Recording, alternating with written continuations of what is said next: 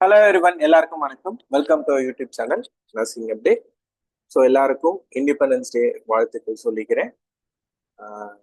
Daily நம்ம MCQs போட்டுட்டு இருக்கோம். நம்ம நார்செட், ஜிக்மர், எய்ம்ஸ், மதுரை எல்லாம் வந்துருச்சு. ஸோ எல்லாத்துக்கான ப்ரிப்பரேஷனுக்கு ஹெல்ப்ஃபுல்லாக இருக்கிற மாதிரி டெய்லி அந்த பேட்டர்ன் கொஷின்ஸ் போட்டிருக்கேன். இன்னைக்கான கொஷின்ஸ் எல்லாமே ப்ராக்டிக்கல் ஆஸ்பெக்ட் கேட்டிருந்தீங்க கொஷின்ஸ். அதுக்காக ப்ராக்டிக்கல் ஆஸ்பெக்ட் ஆஃப் கொஷின்ஸ் தான் இன்னைக்கு நம்ம பார்க்க போறது. வாங்க ஃபர்ஸ்ட் கொஷின் பார்த்துடலாம்.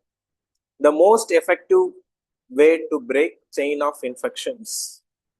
ஆப்ஷன்ல hand hygiene, wearing gloves, placing client in isolation, providing private room for client அப்படி சொல்லி கொடுத்துருக்காங்க. ஸோ இது மோஸ்ட்லி எல்லாருக்குமே தெரிஞ்சதுதான். Hand hygiene is the most effective way அப்படின்னா இதுதான். மற்ற எல்லாமே ஆன்சர் தான். வியரிங் கிளவுஸும் வந்துட்டு break the chain of infection தான். பிளேசிங் த கிளைண்ட் இன் ஐசோலேஷனும் உண்டுதான். Providing private room for client எல்லாமே ஆன்சர் தான். ஓகே, இப்போ நம்ம செயின் ஆஃப் இன்ஃபெக்ஷன்னா என்னன்னு முதல்ல நான் சொல்லி கொடுத்துட்றேன். அது பார்த்துக்கலாம். மொத்தம் செயின் ஆஃப் இன்ஃபெக்ஷன் அப்படின்னா என்ன அர்த்தம்னா, ஒரு இண்டிவிஜுவலுக்கு இன்ஃபெக்ஷன் எப்படி வரலாம் அப்படிங்கிறத சொல்றது தான் வந்துட்டு chain of infection. I hope உங்க எல்லாருக்குமே தெரியும். There are 6 components are there in chain of infection அப்படின்னு சொல்லி சொல்லுவாங்க. செயின் ஆஃப் இன்ஃபெக்ஷனோட ஃபர்ஸ்ட் காம்போனன்ட் என்ன அப்படிங்கறத சொல்றேன். First component is infectious agent.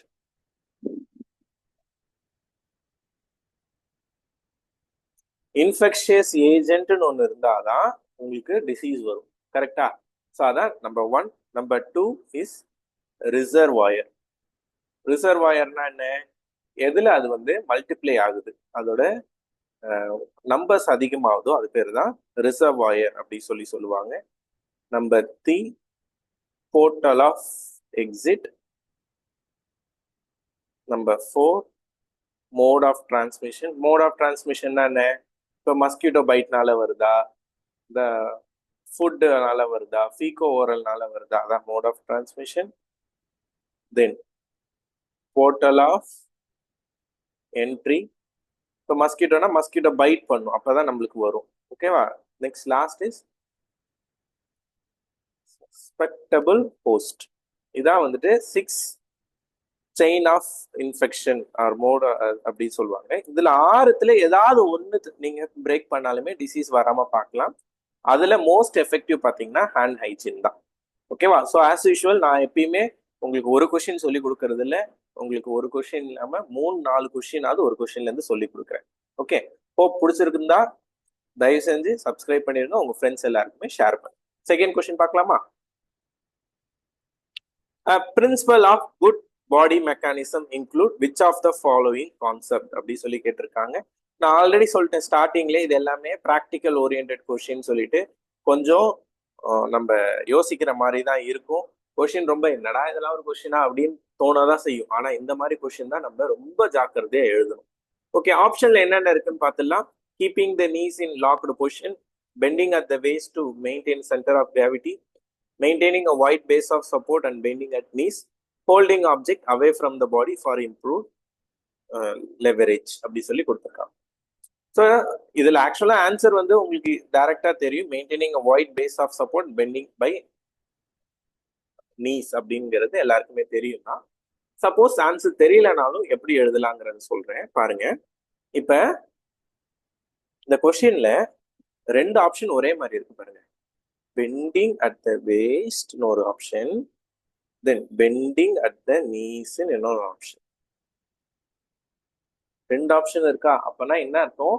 இது 2த்துல ஏதாவது ஒன்னாதான் மோஸ்ட்லி ஆன்சரா இருக்கும். நம்ம எல்லாருக்குமே தெரியும் பெண்டிங் பை வேஸ்ட். வேஸ்ட்னா என்ன? நம்ம இடுப்பு மூலயமா நீங்க பெண்ட் எது பண்ணாலும் என்ன ஆகும்? It causes injury. ஸோ அப்ப இது கிடையாது. கரெக்ட் ஆன்சர் என்ன? Bending by knees is the correct answer. இதுதான் நம்ம எர்கானாமிக்ஸ் அப்படின்னு சொல்லிட்டு சொல்லுவாங்க. ஸோ எர்கானாமிக்ஸ்ல ஒரு பாயிண்ட் இது ஒன்று. Next question. You discover an electric fire in a client room. Your reaction would be to. So இது ஒரு ரீசெண்டா இல்ல, ஒரு நம்ம கிட்ட படிக்கிற ஸ்டூடெண்டே இந்த விஷயம் சொன்னாங்க. இந்த கொஸ்டின் நான் படித்தேன் சார், ஆன்சர் ஆனால் தப்பா எழுதிட்டு வந்தேன் சார் அப்படின்னு சொல்லி சொன்னாங்க. ஏன்னா ஆப்ஷனை பாருங்களேன். Search and active the fire alarm, confine the fire by closing all doors and windows, evacuate any client or visitors in immediate danger, extinguish the fire by using nearest fire extinguisher. So இந்த மாதிரி questions நம்ம கண்டிப்பா ஆக்சுவலா இதுதான் நிறைய negative வரும். ஏன் negative வரும்னு சொல்லிடுறேன். நம்பர் 1, இது ரொம்ப ஈஸியான கொஷின் என்னது, என்னடா இது இதெல்லாம் ஒரு கொஸ்டினா, ஃபயர் ப்ரோக் அவுட் ஆயிடுச்சு எப்படி மேனேஜ் பண்ணுவோம், அவ்வளவுதான் கொஸ்டின். இந்த கொஸ்டினை நம்ம கண்டிப்பா எழுதிட்டு வருவோம், விட மாட்டோம். ஏதாவது ஒரு புரியாத டேர்ம் ஏதாவது கேட்டிருந்தா கூட விட்டுருவோம். ஆனா இந்த மாதிரி கொஸ்டின்லாம் கண்டிப்பா எழுதிட்டு வந்துருவோம். 2வது, நம்ம என்ன செஞ்சிருவோம், நம்ம தான் அந்த இடத்துல இருக்கோம், மீன்ஸ் நம்ம வார்டில் இருக்கோம், ஃபயர் ஆயிடுச்சு என்ன செய்வோம் அப்படின்னு நினச்சி யோசிச்சு ஆன்சர் எழுதுவோம். மோஸ்ட் ஆஃப் த டைம் நான் ஆன்சர் அப்புறமா சொல்றேன். மோஸ்ட் ஆஃப் த டைம் நம்ம என்ன செய்வோம்னா, என்ன ஆன்சரை சூஸ் பண்ணுவோம்னா, search and activate fire alarm correct தான். ஆக்டிவேட் பண்ணி தானே ஆகணும், அப்போதானே நம்ம ஃபயர் இது பண்ண முடியும். Then extinguish the fire by using nearest fire எக்ஸ்டிங்விஷரும் கரெக்ட் தான். Confine the fire by closing doors and விண்டோஸும் கரெக்ட் தான். எவாக்குவேட் கிளைண்ட் விசிட்டர்ஸ் இமீடியட் டேஞ்சரும் கரெக்ட் தான். எல்லாமே ஆன்சர் கரெக்ட். ஆனா கொஸ்டின் என்ன கேட்குறான், ஃபர்ஸ்ட் என்ன செய்வீங்க? இந்த 4மே ஆன்சர் கரெக்ட் தான். இதுக்கான ஆன்சர் என்ன அப்படின்னு சொன்னாங்க. எப்பயுமே ஃபயர் ப்ரோக் அவுட் ஆனா ஐ திங்க் படிச்சிருப்போம் நம்ம, management of fire is RACE தான். What is RACE? R stands for rescue. ரெஸ்கியூனது evacuate any client or visitors in immediate danger. A stands for alarm. Alarm தான் என்னது? Search and activate the alarm. C stands for confine. Confine the fire by closing all doors and windows. E stands for extinguish. Extinguish the fire by using nearest fire extinguisher. அப்ப பார்த்தா எல்லாமே answer தான். ஆனா இதுல எது first? ஆறு தான் நம்மளுக்கு முக்கியம். கரெக்டா? அப்ப ஆறு என்ன சொல்லுது? Evacuate any client or visitors immediate danger. அப்ப correct answer is option C தான். ஓகேவா? So correct answer option C, evacuate the visitors. Next question, defence mechanism. ஆக்சுவலா டிஃபென்ஸ் மெக்கானிசம்ல கொஸ்டின் போடுங்கன்னு சொன்னாங்க, அதனால தான் இந்த கொஸ்டினை ஆட் பண்ணது நான். Defence mechanism in which emotional conflict are express through motor, sensory or somatic disability is identify as. So இதுல நம்மள கன்ஃபியூஸ் பண்றதுக்கு ஒரு வேர்டு இருக்கு, சொமாட்டிக் டிசபிலிட்டின்னு சொல்லிட்டாங்க. சொமாட்டிக் ஒன்னே நம்மளுக்கு என்ன தெரியும், சைக்கோசொமாட்டிக் அப்படின்னு சூஸ் பண்ணிடுவோம். சொமாட்டிக்னால என்ன, பாடிலி கம்ப்ளைண்ட். ஆனா மற்ற கொஸ்டினும் படிக்கணும். என்னது, மோட்டார் எக்ஸ்பென்ஸா கொடுக்கலாம், சென்சரியாவும் கொடுக்கலாம், இல்ல சைக்கோசொமாட்டிக் அதான் சொமாட்டிக்காவும் கொடுக்கலாம்னு சொல்றாங்க. சைக்கோசொமாட்டிக்ல என்ன அர்த்தம், ஒன்லி பாடி கம்ப்ளைண்ட்ஸ் மட்டும்தான் இருக்கும். கரெக்டா? அதான் சைக்கோசொமாட்டிக்ன்றது. ஆனா மீதி எதுவும் இருக்குமான்னு பார்த்தா, சென்சரியில ஏதாவது பிரச்சனை இருக்குமா? இருக்காது. மோட்டார்ல ஏதாவது பிரச்சனை இருக்குமா? டவுட்ஃபுல் தான், ஆனா இருக்காது. அப்ப correct answer is conversion. What is conversion? இதுதான் definition for conversion. Emotional conflict வருது இல்ல, அதான் ஏதாவது ஸ்ட்ரெஸ் வருது இல்ல, அந்த ஸ்ட்ரெஸ் என்னவா மாறுது, அவங்களுக்கு பிசிக்கல் சிம்டம்ஸா மாறுது. அதான் வந்துட்டு கன்வர்ஷன்ங்கிறது. ஸோ இதுல சைக்கோசொமாட்டிக் ஆல்மோஸ்ட் 75% ஆன்சர் கரெக்ட் தான். நான் இது ரெண்டும் இருக்காது சைக்கோசொமாட்டிக்ல. ஸோ அதனால கரெக்ட் ஆன்சர் என்னது, கன்வர்ஷன் தான். நான் ஆல்ரெடி சொல்லியிருக்கேன், இந்த மாதிரி கொஸ்டின்லாம் பார்த்து எழுதுங்க. நார்த் செட் எப்பயுமே இப்படிதான் கொஸ்டின்ஸ் இருக்கும், ரொம்ப ஈஸியா இருக்கிற மாதிரி இருக்கும், ஆனா ஆப்ஷன்ஸ்ல தான் நம்மளுக்கு பிரச்சனை. நெக்ஸ்ட் கொஸ்டின் ஒரு பெரிய கொஸ்டினா இருக்கு. நான் இந்த கொஸ்டினுக்கு ஒரே வேர்ட்ல ஆன்சர் சொல்றேன். முதல்ல கொஸ்டினை படிச்சிடலாம். A 19-year-old female is admitted to the emergency department after being found unconscious. Her blood pressure is ஒரு வேல்யூ கொடுத்துருக்காங்க. She is அவங்களோட ஹைட்டு, வெயிட் கொடுத்துருக்காங்க. She appears dehydrated and malnourished. After regaining consciousness, she reports that she had trouble eating lately and can't remember what she ate in the last 24 hours. She also states that she had irregular menstrual period for the past 1 year. She is convinced she is fat and refuses food. The nurse suspects that it's a case of. இவ்வளோ பெரிய line கொடுத்துட்டாங்க. ஆக்சுவலா நம்மளுக்கு இது ஸ்கீசோஃபீனியா இல்லைன்னு தெரிஞ்சிடும். ஏன்னா இது ஈட்டிங் டிஸார்டர். ஈட்டிங் டிஸார்டர் 2 தான் இருக்கு, புல்லிமியா நர்வஸா, அனாரெக்சியா நர்வஸா. இப்போ ரியாக்டிவ் டிப்ரெஷனும் கிடையாது.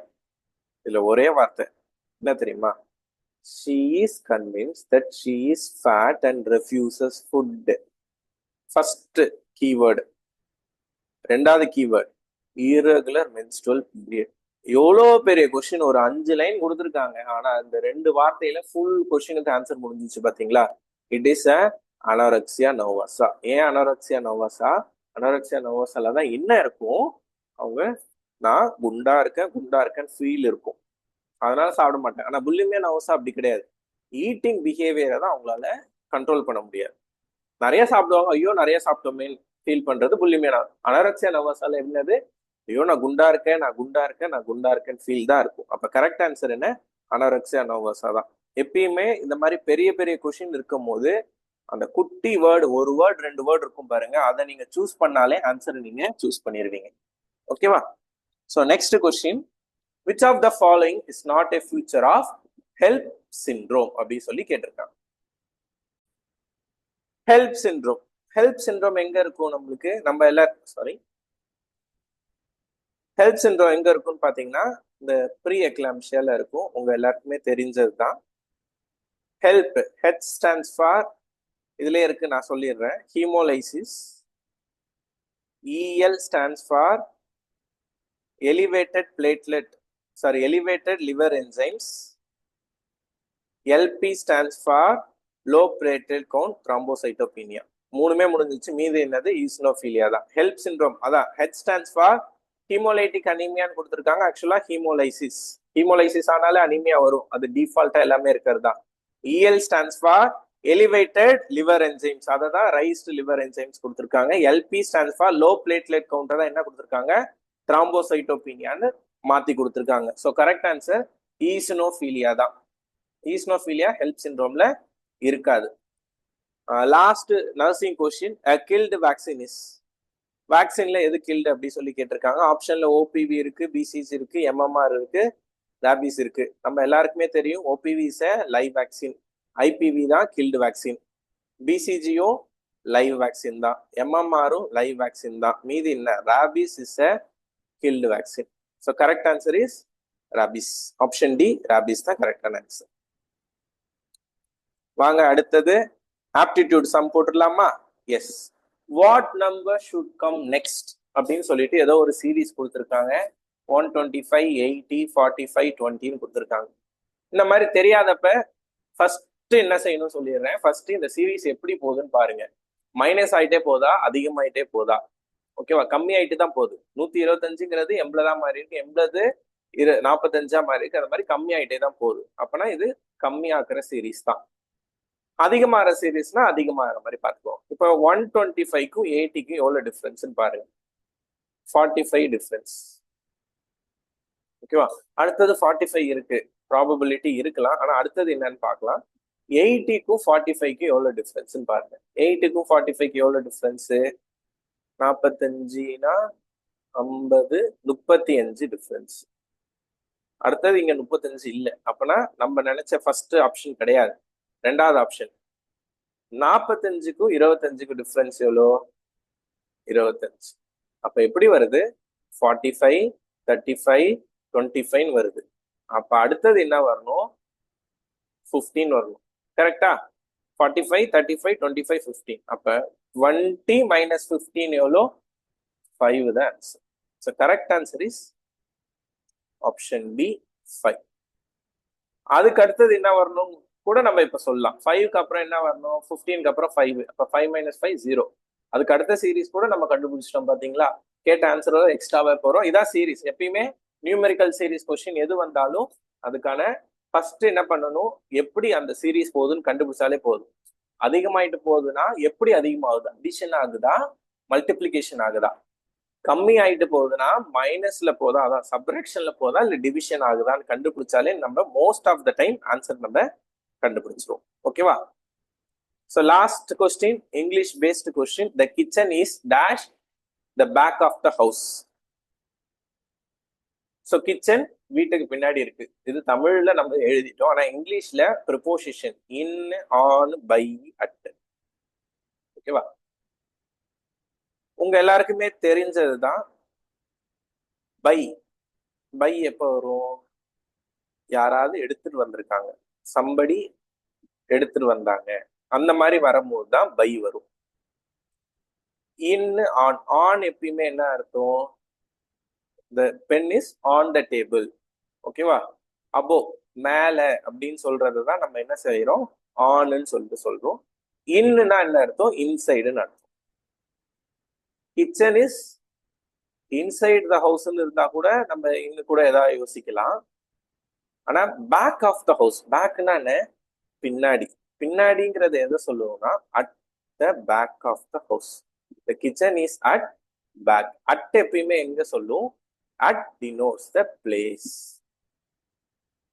அட் எப்பயுமே எதை டினோட் பண்ணும், பிளேஸை மட்டும்தான் டினோட் பண்ணும். இந்த ப்ரிப்போசிஷன் அப்ப இங்க என்ன வரும், அட் தான் வரும். ஓகேவா? ஹோப் இந்த வீடியோ பிடிச்சிருக்கும்னு நினைக்கிறேன். வீடியோ பிடிச்சதுன்னா சேனல் சப்ஸ்கிரைப் பண்ணுங்க, உங்க ஃப்ரெண்ட்ஸ் எல்லாருக்கும் ஷேர் பண்ணுங்க. இந்த நெக்ஸ்ட் பாக்குறதுக்கு முன்னாடி இது எத்தனாவது இண்டிபெண்டன்ஸ் டேங்கிறத கமெண்ட் செக்ஷன்ல கமெண்ட் பண்ணுங்க. நெக்ஸ்ட் இண்டிபெண்டன்ஸ் டே நம்ம கண்டிப்பா ஒரு சென்ட்ரல் கவர்மெண்ட் வேலையோட தான் நம்ம இருக்கோம்னு நினைச்சிட்டு வீடியோவை பாருங்க. Thank you so much guys.